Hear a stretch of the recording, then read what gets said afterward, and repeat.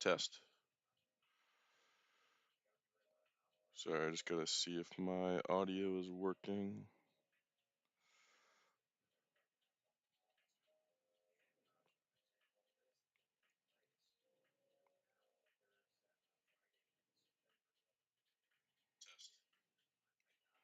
Yep, we are good. Okay, so today is April 28th. It is a Tuesday, 10:15 a.m. So it's been a couple weeks since I've been on here. Been busy with life duties, but we are back, and there's been some large movement since the last time we talked. So last time I was on here, we were hanging around. Let me see what the price was. I believe we were somewhere in this general area right here. Roughly,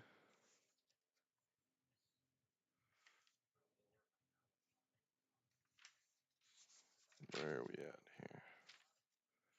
Just looking through my notes.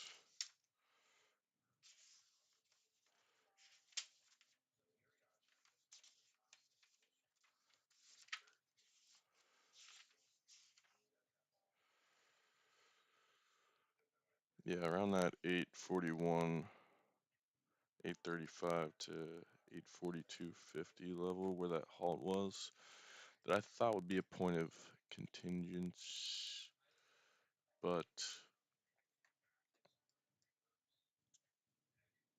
we just ripped higher from there, which was not surprising, especially given these relative equal highs that we had pointed out.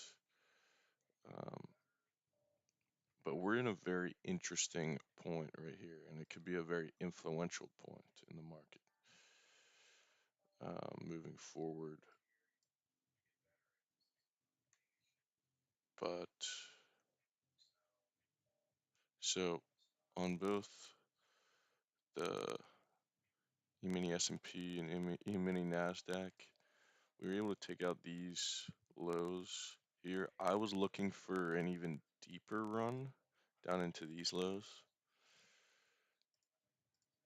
right here, but I'll tell you a reason why that would be invalidated or unnecessarily required in a run like this. So if we go down here to our adjustments, that area was taken. So clicking on the adjust for contract changes, the whole narrative shifts at that point. But that doesn't mean that this level is completely out of scope. Because, so how I see it for how we've traded this year, this is that manipulation leg. We have the accumulation, manipulation, and what will come eventually. You cannot put a time limit on this, but it would be the distribution leg, which, if we accumulate here, manipulate to the upside, the only thing left to do is move lower. Not now. I mean, it is perfectly set up in a way that it could happen like in an instant. Most likely on a Friday where people are unable to exit their trades, some kind of wartime event. Um, that would have to be pretty substantial and have, fear and destroy hope. Not to go chicken little or anything, but just looking at how we've traded this year and how fast this run up was, that's the manipulation leg. and we can keep going higher for some time. Um, but just by the speed and magnitude that this run happened, even like when we were experiencing some kind of uncertainty and things like I'm not sure what the news was, why people like how you put a fundamental reasoning behind the massive run that we've seen. Because I mean, to be brutally honest, I do not care. I'm more technically oriented than following the hype in the news. But okay, I gotta clean this up just a little bit. But because honestly, I believe the technical side of things tells all. As you can see from some of my calls on here on oil, um, how these levels are used, with precision, especially this down here. But uh, let me just go back and finish my thought here. So what I'm looking at, I mean, let's start on a weekly and monthly. So this is quite the range that we created with this monthly candle. And I want to be able to see kind of, so our midpoint is around there. We have 2 days left in the month. We could see another high created, but I wouldn't necessarily um, take on the risk to actually do that. So 68, 63.50. It's the midpoint for this monthly candle that we are currently in.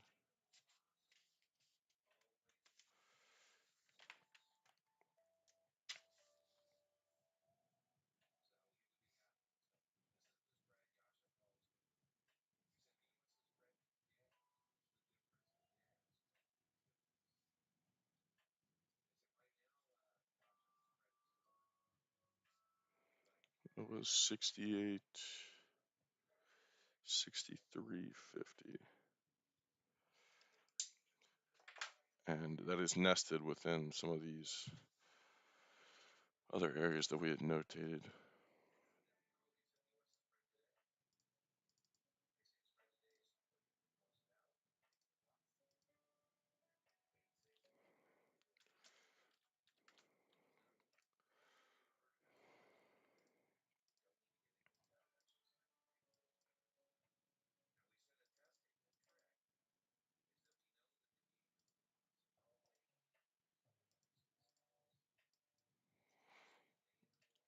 But going down into a weekly, obviously we have this inefficiency here. But the first thing we would need to look at is this weekly opening gap.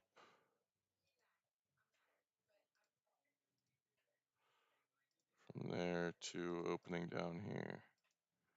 Let's just make sure we're not outside of anything. So roughly the same. We took a weekly high out. And now we can sort of seek a weekly low, essentially. Not required, but just looking at where we are and where we've been, we could see that happening. And then coming onto this side of things, move back into the range, kind of see some sensitivity in there. But the main one to be looking at is NQ. And the monthly, same kind of thing. We have this weekly low. But the main piece I'm looking at is this imbalance right here. I think this is a pretty influential piece to see if, the bodies can respect the low there at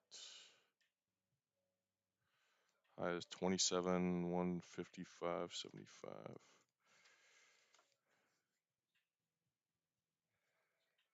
That was 27, 155.75.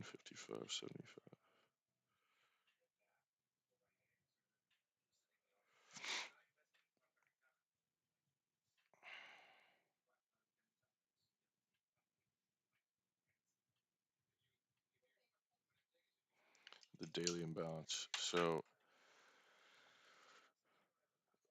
it'd be nice to see that hold, but if we begin to close below it, not just like a few points, but I want to see it more significantly. We have news coming out tomorrow and earnings, which could be a reason for them to shoot it higher, but also take it lower. So, I mean, the anticipations of most people are going to be higher prices given those earnings calls and whatever news. But I'm personally just waiting to see how this closes, especially on like today's daily candle for a little more information.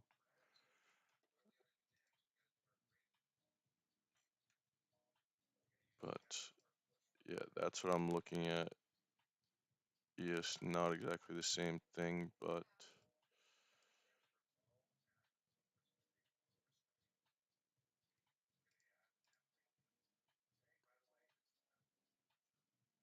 yeah, regular trading hours low here. We have this volume imbalance on regular trading hours, but I think that the Nasdaq is more of a would give you a better gauge on what we're looking for here. We have this imbalance right here with a volume imbalance within.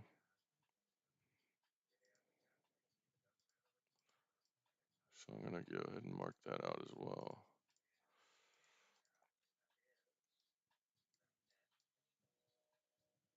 Relative equal lows down here. Relative equal lows down here. So let me get this price. We'll call it 7078.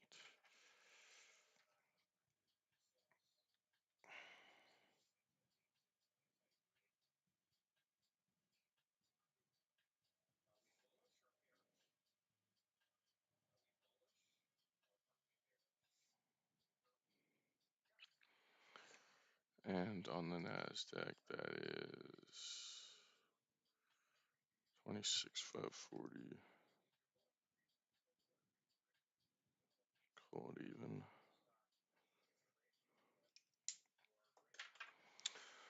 So yeah, that's what I'm going to be looking at for the next couple days. Let's move over to oil again. Um, so what I was looking at was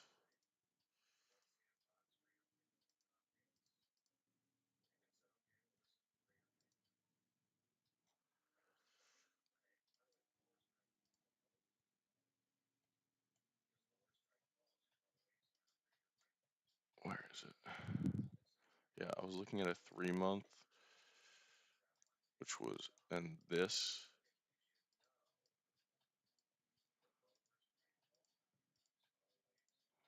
and just looking to see how that was used. If we go down to a monthly as well, this will get a little more precise in that sense, and it was pretty close. A little mohawk right below it, but that is permissible. And seeing how that was used all the way down, midpoint, wasn't even able to tap into that before a rip higher.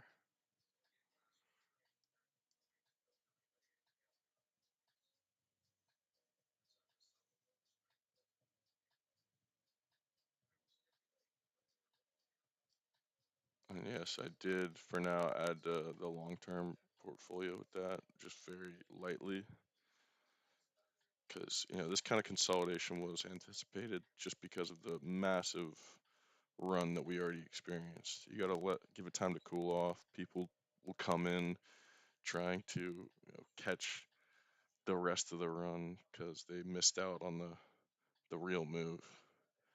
So gives them hope, like right here, and then wipes them out with their stop at this low. The dollar, these are the levels we marked out being used.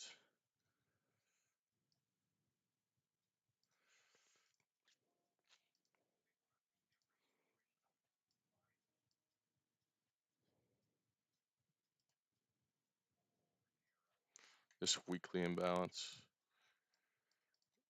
came back and tapped into that. That falls within our dealing range.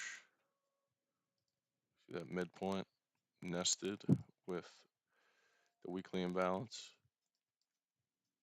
Those are the kind of things that I'm looking for, kind of like a nested PD array. See what aligns to give that confluence on what to look for, if that makes sense. I need multiple reasons to give a bias or note something, especially to execute on it. Yeah, so this is a interesting little area here. I don't really like how we have these relative equal lows sort of down here. They're kind of smooth, especially if we take it over to a line chart. That's where that stuff kind of becomes apparent. So I'm just going to mark that out for now, but that's also on a 3-month time scale. So I don't necessarily believe we're going to make it down there, but I'm just going to note it for my future reference. And like that was on a closing basis. So I like looking at the line chart for that reason, because I know that there are some, dumb money participants, retail people looking at that as support and placing their stop loss below it. But so I just want to mark it for that reason.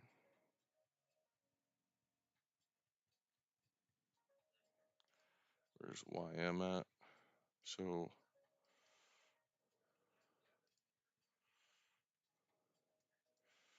the level we marked out here, saw it used. I mean, just given this kind of thing here, this isn't a move that I would have been able to catch, just because of where we opened. So I guess we had a small dip down into that upper quadrant before pushing higher. But I mean, that would just have to come off the context of trading in the other indices.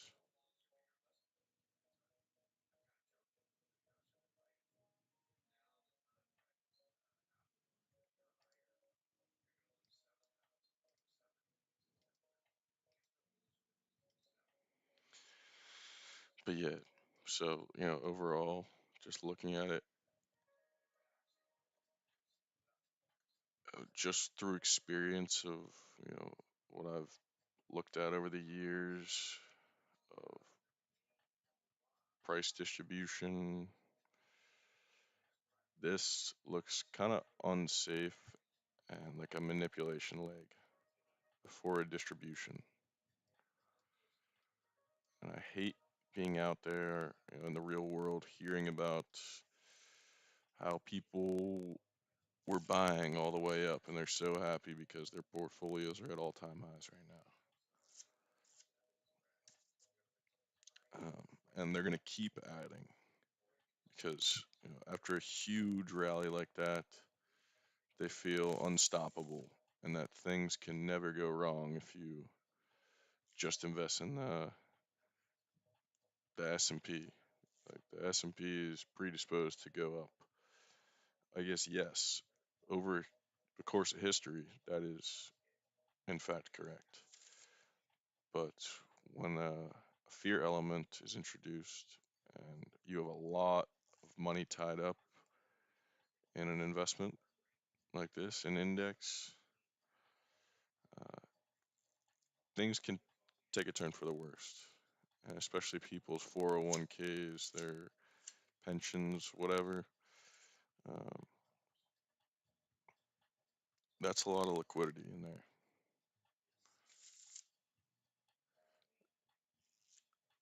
So it'll be interesting to see. I'm not saying this is going to happen. I hope that that's not the case and that I'm dead wrong on everything that I've said, but just looking at where we are, I do believe that we can reach, new highs over the course of the next couple months because again, we just hit that uh,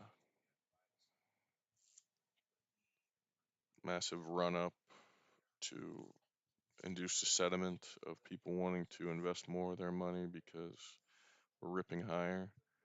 So that would give them a reason to kind of accumulate more longs.